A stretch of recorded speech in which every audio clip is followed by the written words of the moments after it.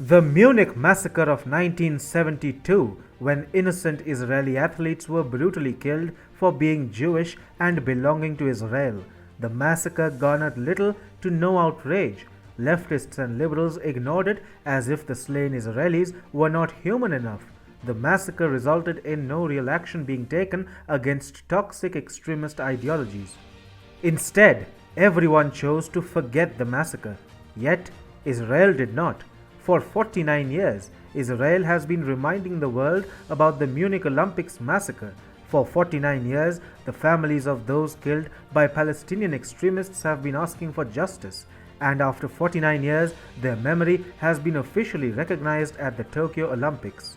If the victims were Palestinians, what do you think the outrage would have looked like? Ask yourself this question. Hi and welcome. This is TFI Global, the foreign affairs and geopolitical analysis arm of the TFI Media Group. I am your host Sanbir Ranhotra, and in this video I will tell you how Japan has taken a big step to heal the wounds of Israel and why China should now be frightened. Israel's diplomatic clout is growing all over the world. That Israel has in the past few years carved a favorable image for itself in much of the free world is known to all. Yet, one must admit, the supposed Palestinian freedom cause still brings a tinkle to many eyes. Even today, the left liberal cabal around the world views Israel as an occupational force. This was the case with much of the world in the 20th century, especially after the Jewish nation was formed. In the 21st century, however, such flawed perceptions have dramatically changed for the better.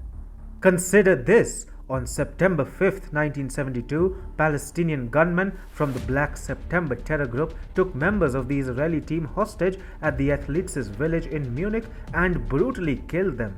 Ever since, the families of the slain Israeli athletes have been calling on the International Olympic Committee to recognize the crimes committed against Israelis by Palestinians during the 1972 Munich Olympics. However, such calls repeatedly fell on deaf ears.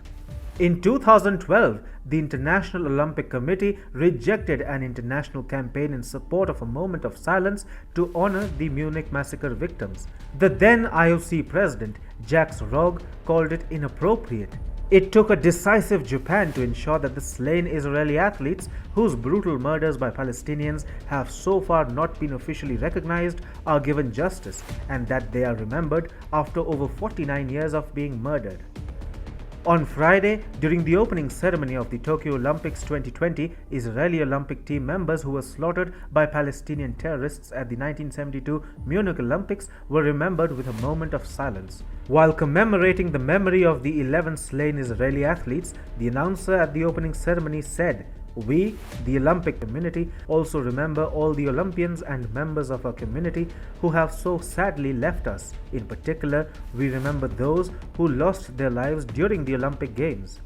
In a historic moment, as the stadium darkened and soft blue light illuminated parts of the arena, the announcer went on to say, "One group still holds a strong place in all our memories and stands for all those who have lost at the Games. The members of the Israeli delegation at the Olympic Games in Munich 1972.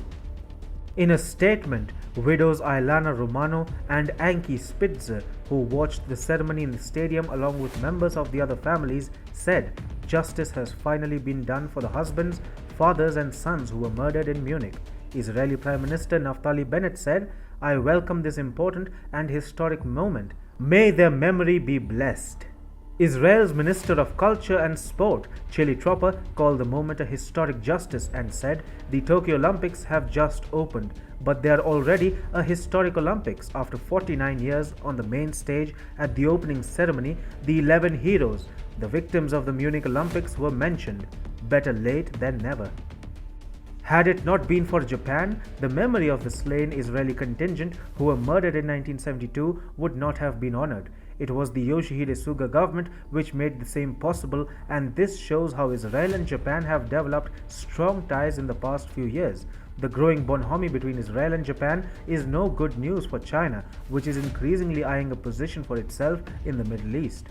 For Israel to have the backing of Japan is significant. Israel can share advanced and cutting-edge technologies with Japan to take on China. China shot itself in the foot and sent ties with Israel into the deep freeze by openly supporting Hamas and Palestinians during the Israel-Gaza war of May. China acted almost aggressively against Israel and also mobilized support for Palestine at the United Nations.